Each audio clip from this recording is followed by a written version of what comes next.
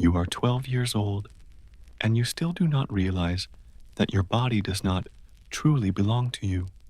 The year is 1443 AD, and you are standing in the great hall of Blee Castle, watching men dressed in velvet and fur discuss your future as if you were a valuable mare being sold at market.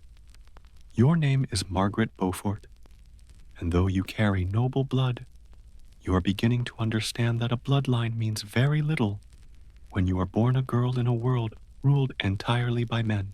To them, daughters are nothing more than coins to be spent. Fresh rushes, scattered on the floor to cover the dampness of winter, smell of mint and rosemary. The thick stone walls, 3 feet across, cannot keep out the cold. Candlelight flickers across them, the faces of lords and bishops, their low voices echoing as they speak of alliances and inheritances, their breath visible in the chilly air.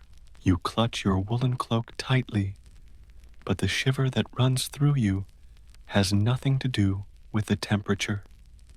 Your guardian, William de la Pole, Duke of Suffolk, raises his hand, the firelight catching the jewels on his rings. The girl brings substantial holdings, he declares, with the confidence of a man who has never once questioned his right to control the fate of others. Her inheritance includes lands in Somerset, Devon, and Dorset. A marriage alliance now secures those holdings for our cause. You want to ask what cause he speaks of, but a 12-year-old girl knows better than to interrupt when powerful men are talking. Instead, your eyes rest on John de la Pole, Suffolk's son, the boy you are told will be your husband before the month is over. He is perhaps 14, still awkward in body, his hands too big for his thin wrists. He glances at you quickly, then looks away, embarrassed, as if meeting your eyes is too much to bear. Margaret Beaufort was born in 1443 AD into a world where her very existence was both a blessing and a curse. As the daughter and sole heir of John Beaufort, Duke of Somerset, she carried a bloodline that gave her a potential claim to the English throne, a legacy that would shape every step of her life. The Beaufort family descended from John of Gaunt, Duke of Lancaster, and his mistress, Catherine Swynford. Their union was later legitimized by marriage and royal decree, but the stigma of bastardy never truly faded, following their descendants like a shadow. When Margaret was barely 6 months old, her father died, leaving her one of the wealthiest heirs in England. In the 15th century, wealth in the hands of a child was not a gift, but a dangerous burden. Orphaned heirs became wards of the crown, their futures controlled, and their marriages arranged to serve the political needs of those in power. Margaret's wardship was given to William de la Pole, Duke of Suffolk, a man who knew that by controlling a young girl's marriage, he could control her inheritance. The great hall of Blee Castle, where 12-year-old Margaret now stands, had seen such negotiations many times before. Its gray limestone walls, quarried from the nearby hills, carried decades of whispered deals and bitter arguments. Faded tapestries still clung to the walls, showing noblemen on horseback chasing deer through painted forests. The irony was clear, even to Margaret. At 12, she too was prey being stalked by hunters. Suffolk's voice droned on, explaining the terms of the contract as though Margaret were not standing just 3 feet away. The ceremony will be held here at Blee within the fortnight. Until the girl reaches majority, her lands will be managed by my house. He did not need to say what all the men already knew, that this arrangement meant Suffolk's family would control Margaret's vast fortune. For many years, the rushes on the floor crackled under shifting feet as the gathered nobles nodded in agreement. Margaret caught the scent of sweet decay rising from the withered plants, and she understood in that moment that her childhood had already ended. The herbs on the rushes mix with the heavier smells of wool and unwashed bodies. Even nobles, in 1443 AD, do not bathe often, and the great hall carries the rank odor of a dozen men who have ridden through winter mud to attend this negotiation. Margaret's soon-to-be husband, John de la Pole, shifts uneasily near the large fireplace. The flames throw restless shadows across his face, showing the doubt he tries to hide. At 14, he too is a pawn in this game, though being male gives him the illusion of choice. He will inherit his father's titles and lands. She, by law, will transfer hers to him the moment they marry. The wedding ceremony is held on a February morning, when frost covers the ground like scattered pearls. Margaret wears a gown of deep blue silk, the shade of royalty, though the fabric feels strange against her skin. The dress, made to fit her slender frame, weighs heavily with its silk folds, and the towering headdress makes her feel more like a child playing dress-up than a bride. The chapel at Blee is small and cold, its stone walls swallowing sound and light. Candles flicker in iron sconces, their wavering flames making the painted saints seem alive. Watching, Margaret kneels on the hard stone floor, her knees aching beneath the thin cloth of her gown, and repeats the Latin words that will bind her to a boy she hardly knows. Ego Johannes te Margaritam in matrimonium accipio. John recites, his voice cracking on the difficult syllables. I, John, take you, Margaret, as my wife. The words echo sharply in the chapel, sealing her future to his, with a weight that twists her stomach. Margaret answers with her own vow, her voice steadier than her trembling hands. Ego Margareta te in matrimonium accipio. I, Margaret, take you, John, as my husband. The words taste like ashes, yet she speaks them clearly. From birth, she has been taught to obey duty, no matter what her heart feels. That same night, the marriage is consummated, though both are far too young to understand what is happening to them. Medieval law required consummation for validity, yet at the same time admitted that children could not truly consent. This contradiction, that marriage could be both legal and deeply harmful, would define much of Margaret's early years. In the months that follow, Margaret begins to see her reality with painful clarity.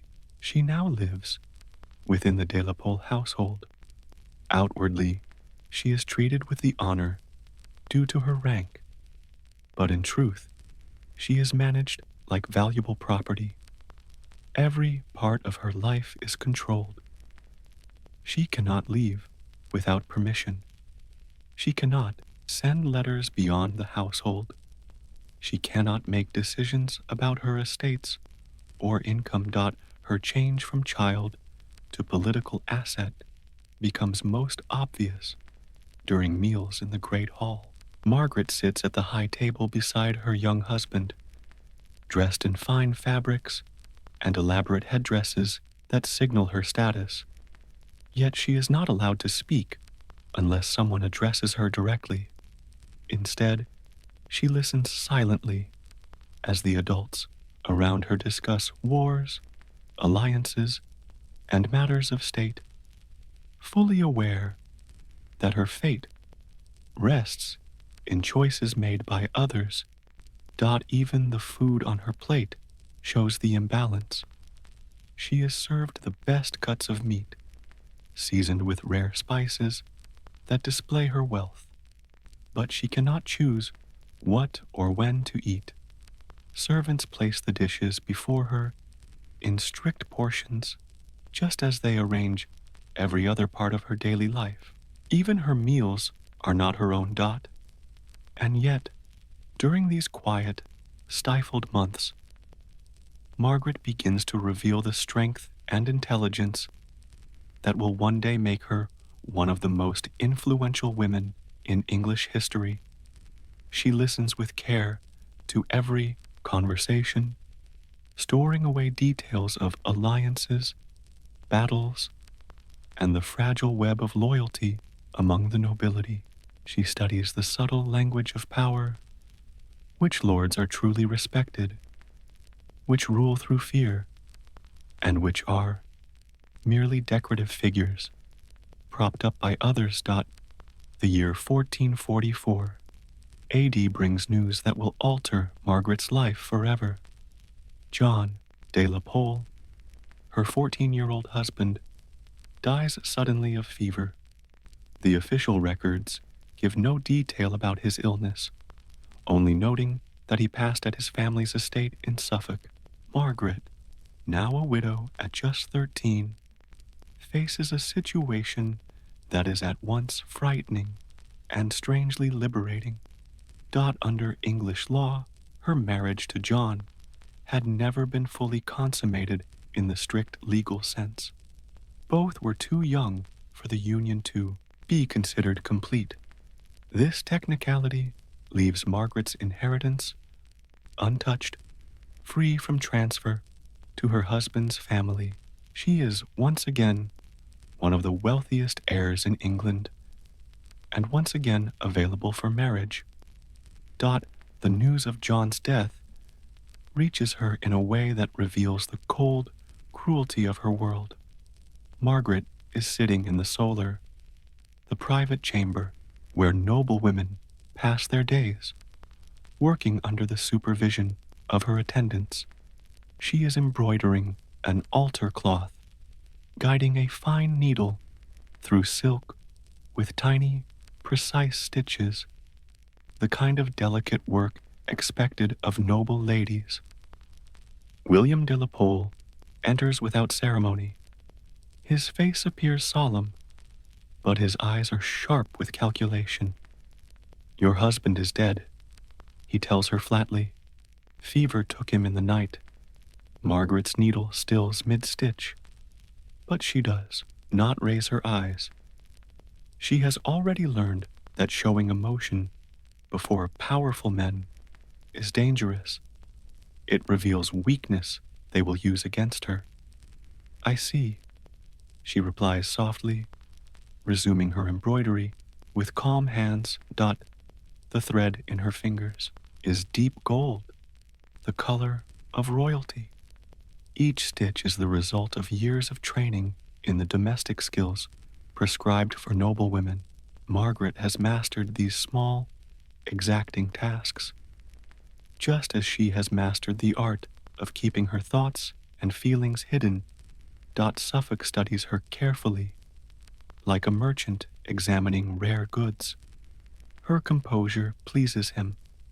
A girl who can receive news of her husband's death without weeping or fainting is a girl who can be trusted to conduct herself with discipline in future negotiations.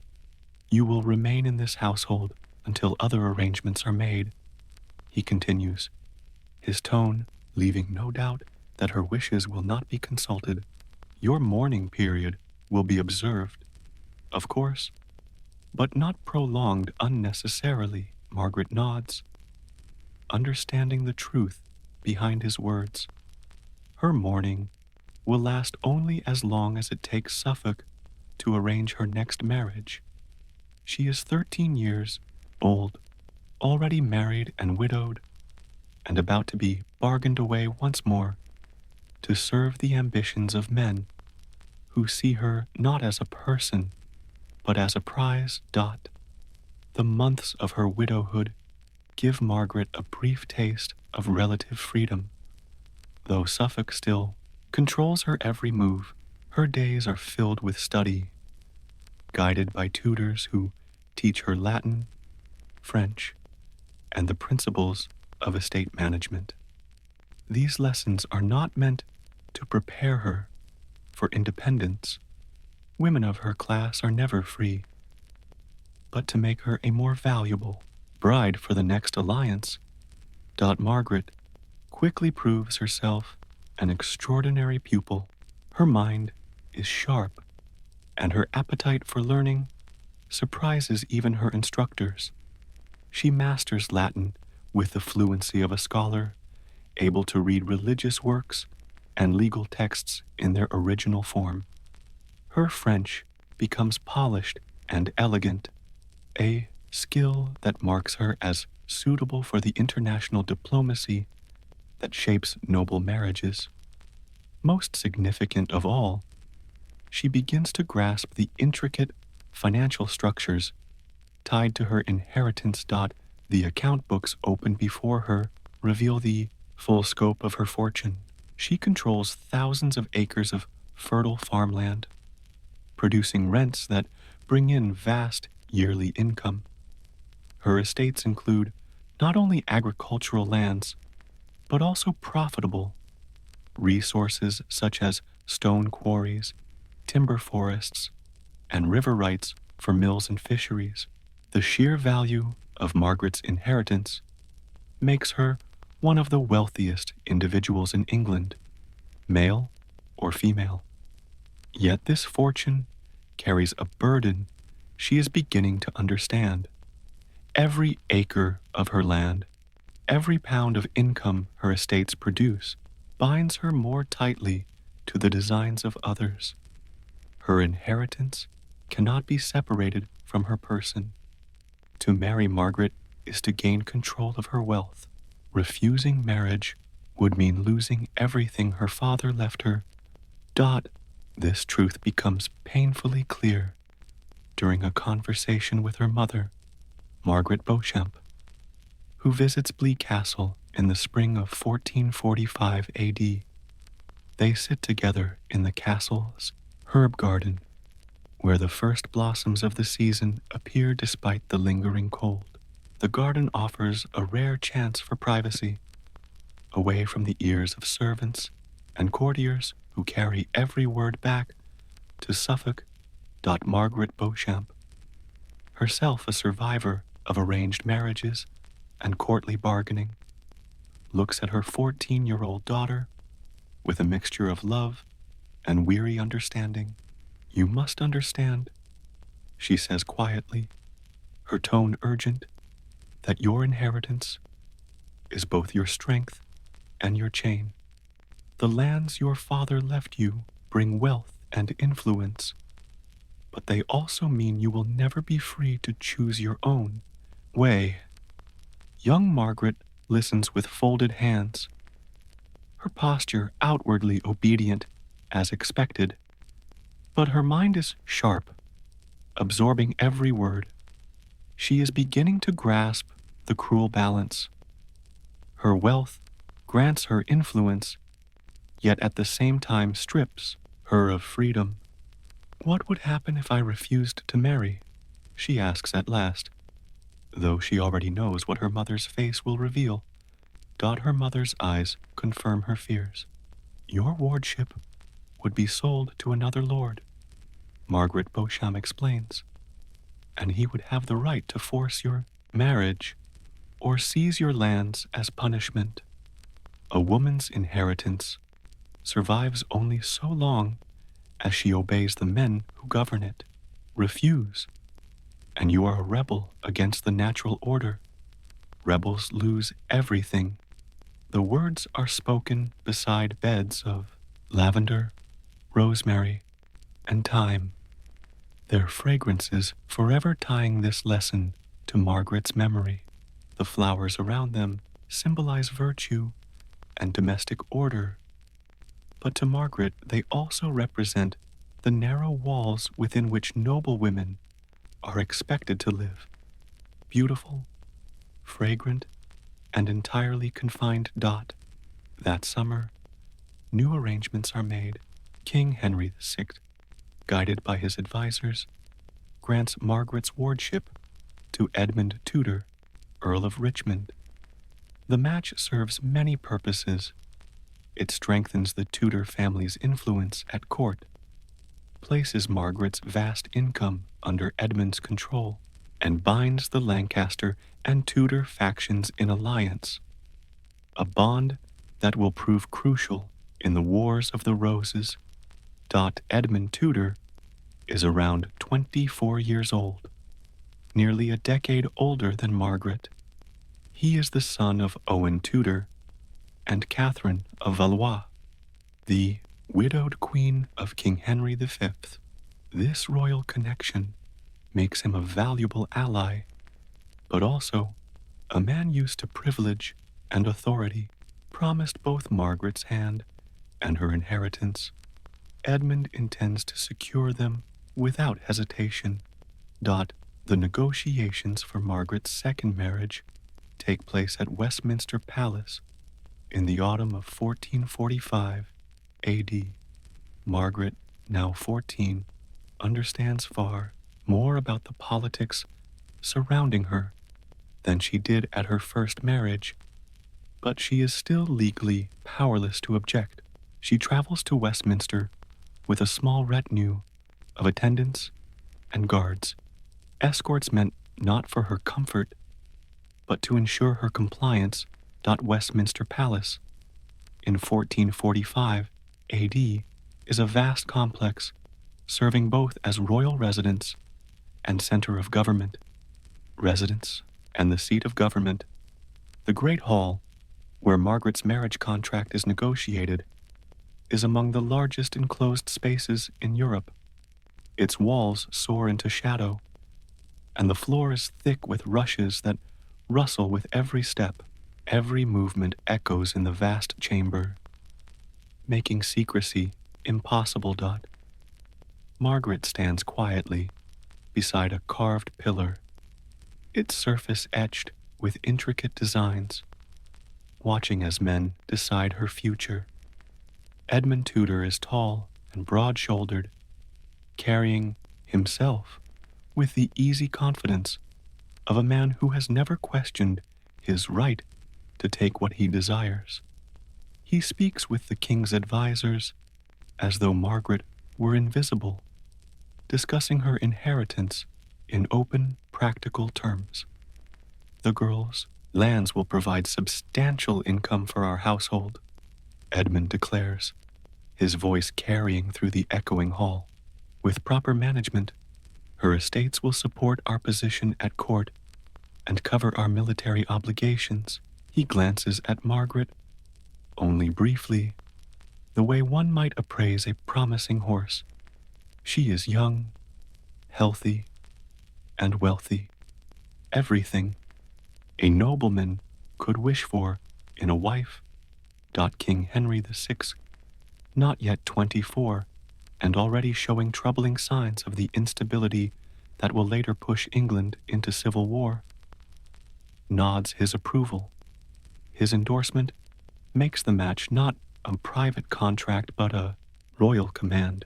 Margaret cannot refuse without committing treason against the crown. The wedding takes place at Blee Castle in early 1446 AD, when Margaret is 14. This ceremony is far grander than her first, reflecting both Edmund's higher standing and the political weight of the union.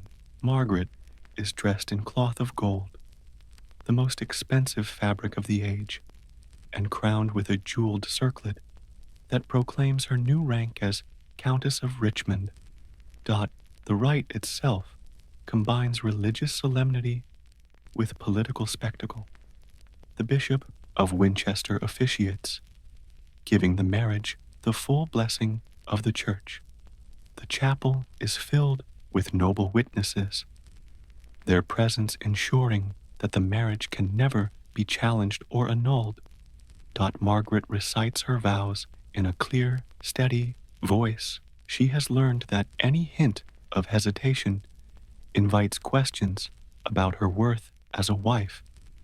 Edmund's vows, in contrast, are confident and possessive. When he slips the ring onto Margaret's finger, his hand engulfs hers, a visible sign of the power imbalance that will shape their marriage. The ring, a heavy gold band set with a sapphire, is stunning, but so large it weighs down her small hand.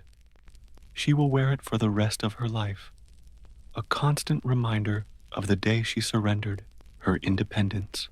That night, the marriage is consummated. Unlike her first union, there is no doubt of its validity.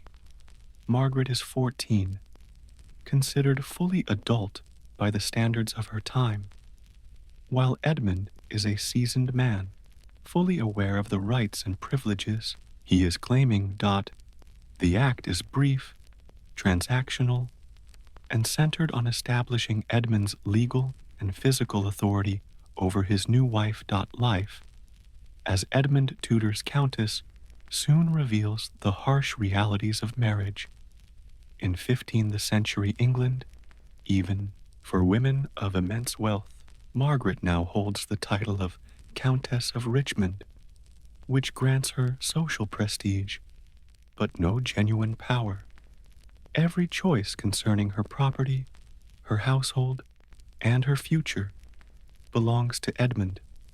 He wields his legal rights with the easy assurance of someone who has never questioned his authority. Their household at Caldecott Castle in Wales reflects Edmund's military career and political ambitions. The fortress is built for defense, not comfort, its cold stone walls reminding Margaret daily that she lives in a stronghold, not a palace. Her routine revolves entirely around Edmund's needs and commands. Her own wishes matter only when they do not interfere with his plans. Edmund's handling of Margaret's inheritance quickly reveals both his sharp political instincts and his disregard for her as a person. He wastes no time reorganizing her estates, replacing trusted stewards with his own men, and redirecting the income from her lands into his military campaigns and political ventures. Margaret watches these changes unfold with a growing awareness of her position. She carries immense wealth in name, yet no real authority. Her inheritance funds Edmund's ambitions, but she has no voice in how it is spent. She is learning a painful truth, that in her world, noble women are not seen as individuals with agency, but as valuable property to be controlled. The political landscape of England in 1446 and 1447 AD grows ever more unstable.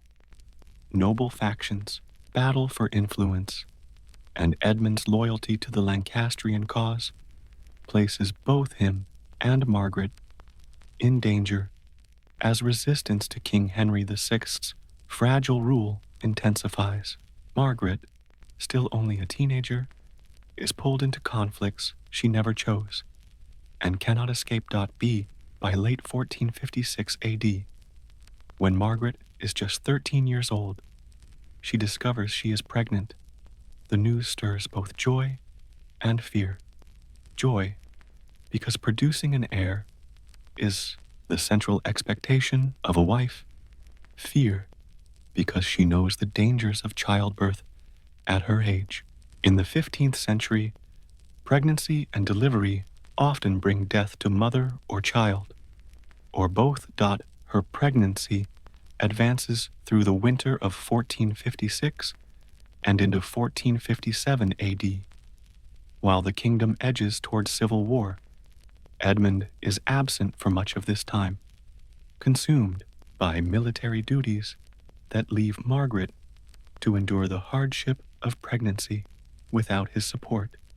She is left in the care of attendants and midwives, facing the ordeal essentially alone. Then disaster strikes. In August 1456 AD, Edmund Tudor is captured by Yorkist forces and imprisoned at Carmarthen Castle. There, in November 1456, he dies of fever. Margaret, nearly 7 months pregnant, receives the devastating news while struggling under the weight of her condition. She is left a widow, young, vulnerable, and carrying an unborn child who may determine the future of her family's fortunes. On January 28, 1457 AD, at Pembroke Castle in Wales, Margaret goes into labor. She is still only 13 years old. The birth is long, agonizing, and fraught with danger. Her small body is ill-suited for childbirth, and at times both mother and child hover near death. Midwives do what they can, relying on herbs, prayers, and experience rather than medical science. At last, a healthy son is born. Margaret names him Henry, honoring the king and signaling her loyalty to the Lancastrian cause. This child will one day become Henry VII, the first Tudor king of England. But for now, in 1457, he is simply a fragile infant whose survival rests on the endurance of his 13-year-old mother. Margaret's recovery is slow and painful. The trauma of childbirth at such a young age leaves her permanently weakened, and she will never bear another child.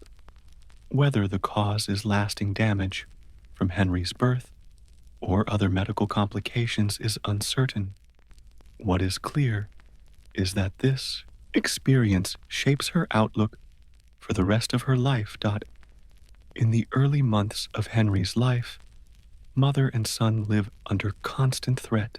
As a wealthy widow with a newborn heir, Margaret is both an enticing prize and a target. Enemies circle, ready to seize her lands or exploit her vulnerability. Survival demands that she find protection. Her solution is a third marriage. This time, Margaret takes an active role in choosing her husband, Sir Henry Stafford, the younger son of the Duke of Buckingham. Around 30 years old, Stafford is seasoned in both military and court life.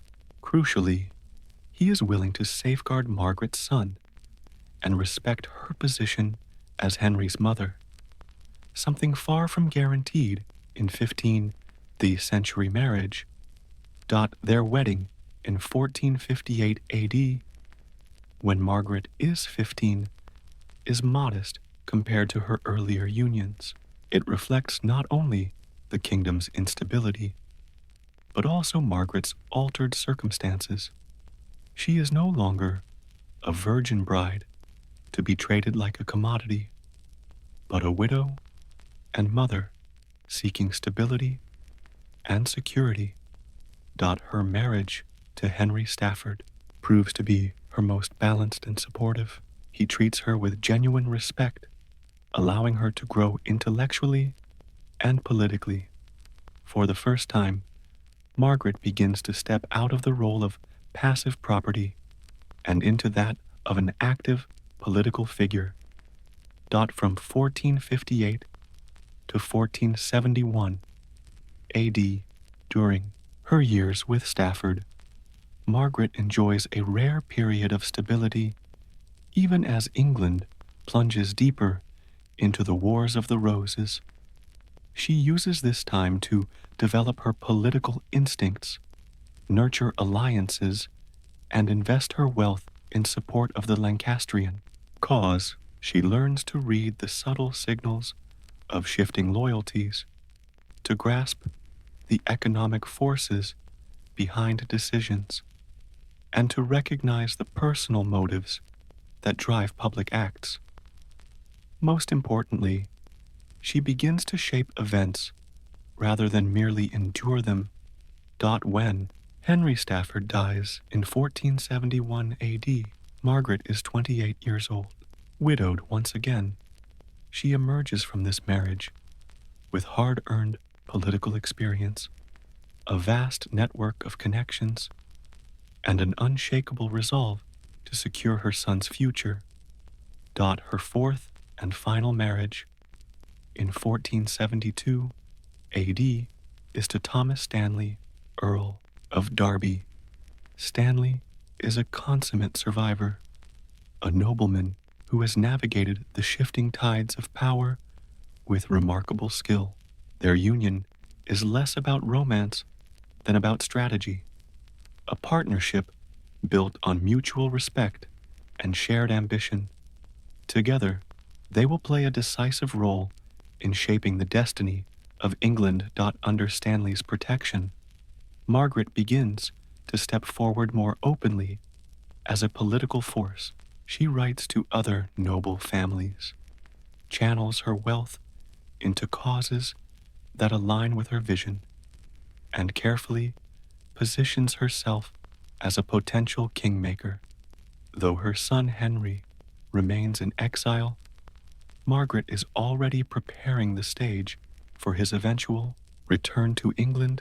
The 1470s and 1480s become years of relentless political maneuvering. Margaret must tread carefully under the Yorkist kings, first Edward IV and later Richard III, while still working in secret to advance her son's claim. These decades prove her extraordinary skill at surviving in a world where one wrong move could mean imprisonment or death. Her dealings with Richard III are especially dangerous. When he seizes the crown in 1483 AD, Margaret faces a choice: accept his rule or risk everything by backing her son. She chooses defiance. Supporting Henry's invasion of England in 1485 AD becomes the culmination of all her planning and sacrifice. In August 1485 AD, her gamble pays off. At the Battle of Bosworth Field, Henry Tudor defeats Richard III and claims the throne as King Henry VII. For Margaret, now 52 years old, this victory is the fulfillment of a lifelong struggle. The powerless 12-year-old girl who was once traded into marriage has risen to become my Lady the King's mother, the most influential woman in England. Margaret's new position grants her unprecedented authority. She wields influence over court appointments, policy decisions, and royal marriages. Her inherited wealth and hard-earned political skill now translate into real power, making her one of the most formidable figures at court. Yet there is irony in her triumph. Margaret has achieved everything she fought for, but at great personal cost. Her entire adult life has been devoted to her son's future, leaving little room for her own happiness or fulfillment. Her victory is immense, but also hollow. She has secured a dynasty, but sacrificed herself in the process. In her later years, Margaret witnesses both glory and grief. She sees her son firmly establish the Tudor dynasty, ensuring the succession of her descendants. But she also endures the sorrow of outliving many of her allies and friends, and the frustration of watching the political world she helped shape move beyond her control. In 1509 AD, shortly after the death of her son Henry VII, Margaret Beaufort passes away. She lives long enough to see her grandson, Henry VIII, ascend the throne, a symbol that her efforts were not in vain. Margaret's legacy extends far beyond her lifetime. She is remembered as one of the most powerful women in English history, a figure who turned personal suffering into political strength.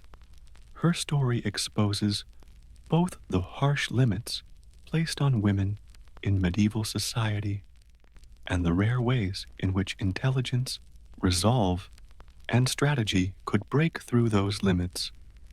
Through her son Henry VII, she became the matriarch of all Tudor monarchs, including Henry VIII and Elizabeth I. Her vision and political skill helped establish one of England's most enduring dynasties. Margaret Beaufort's journey from powerless child bride to the architect of a dynasty stands as a powerful testament to human resilience.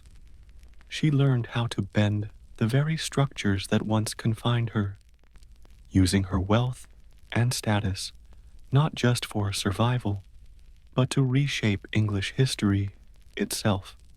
Her story is both inspiring and tragic, revealing the immense possibilities and the steep costs of ambition in a world that offered women so few chances. Margaret's later years reveal yet another side of her character, her devotion to religion. She becomes deeply engaged in spiritual activities, founding schools and supporting religious institutions. This faith is genuine, but it may also reflect a kind of penance for the compromises and political maneuvering that marked her earlier life. At the same time, her religious involvement serves practical purposes, strengthening her reputation and providing her with another channel through which to exercise influence.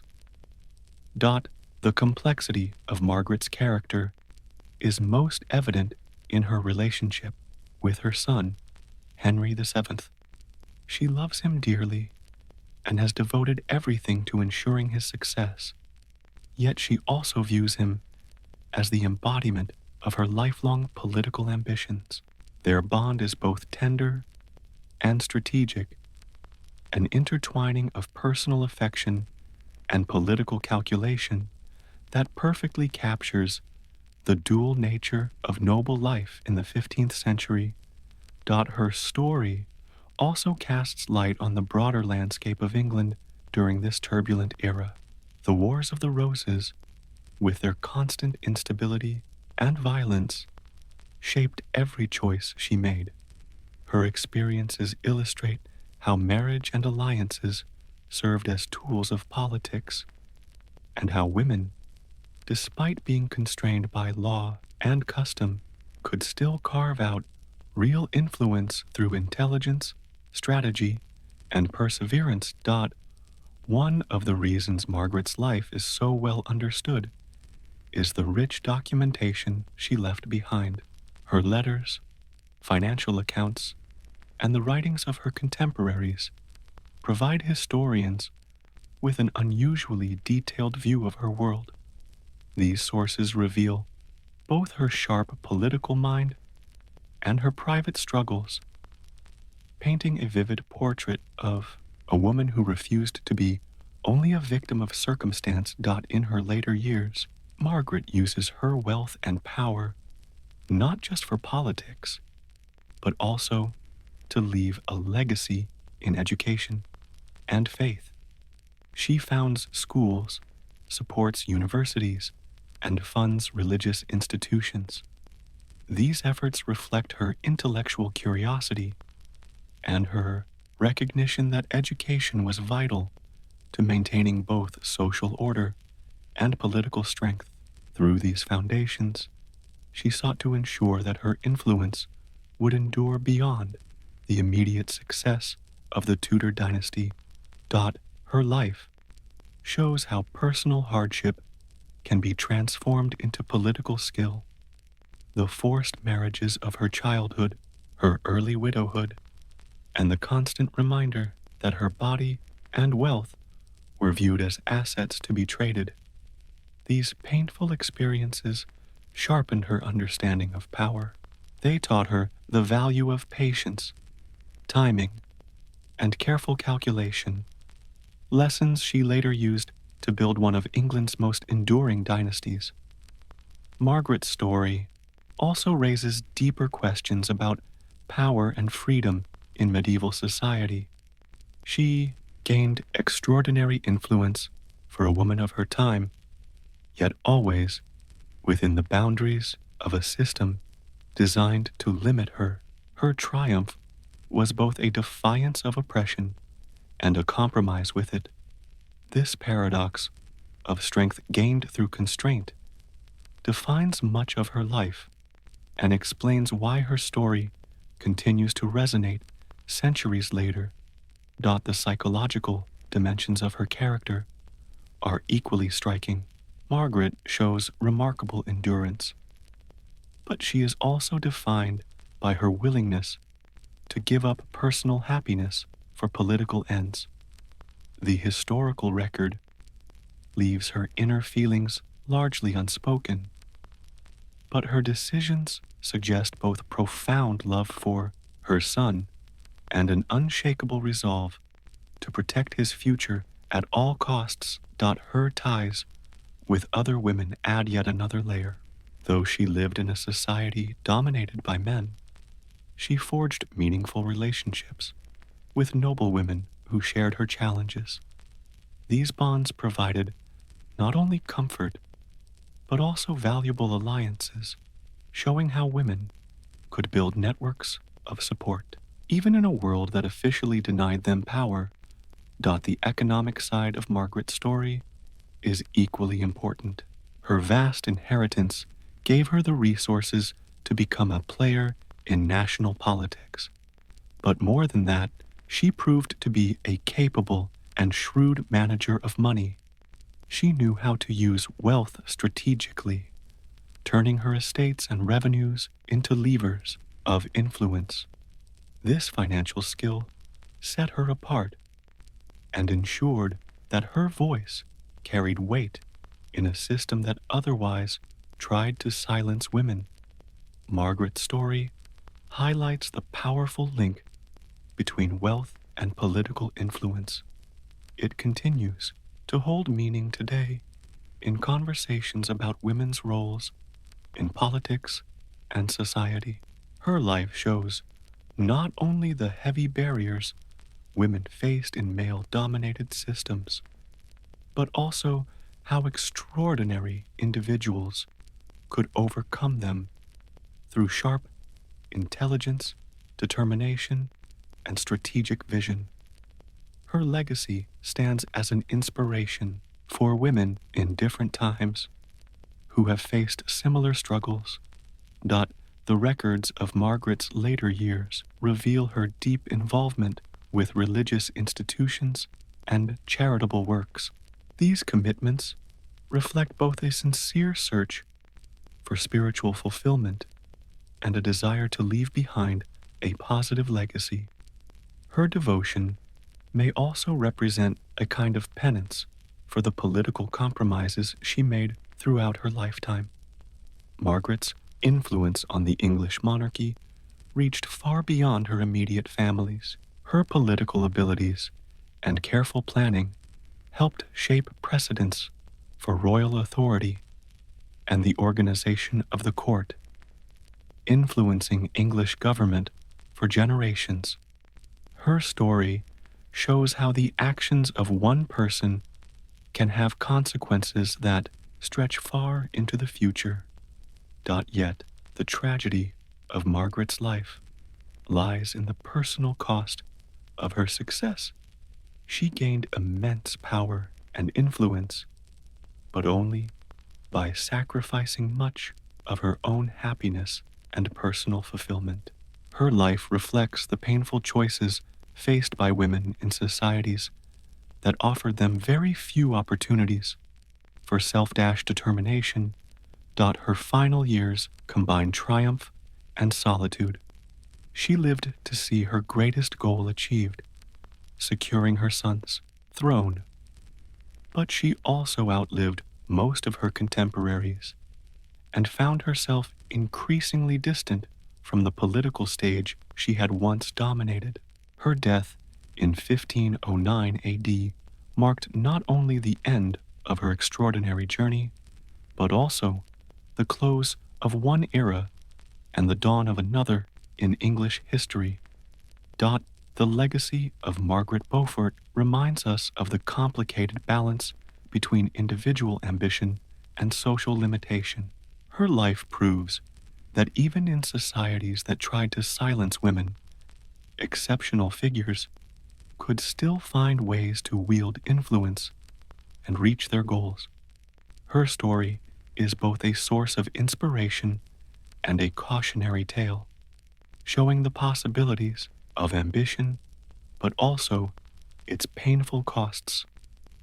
Now imagine standing in the quiet shadows of Westminster Abbey, where Margaret Beaufort rests beneath a monument that honors her extraordinary life. Her bronze effigy shows her in the robes of a noblewoman, hands folded in prayer, her face calm in death.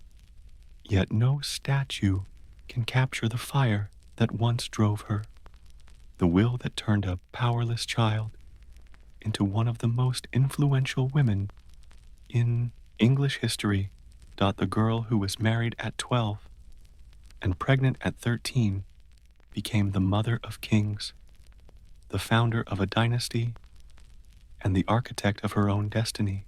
She learned the rules of power from men who thought they could control her, only to master those same rules so completely that she ended up controlling them. In an age when women were expected to remain silent and submissive, Margaret Beaufort found her voice and used it to shape the future of England. Her story still echoes across the centuries. She was a child, broken by circumstances, yet she rebuilt herself into a woman of iron, transforming pain into purpose and trauma into triumph. The 12-year-old girl who once stood silent as others dictated her fate became the woman who decided the fate of a kingdom.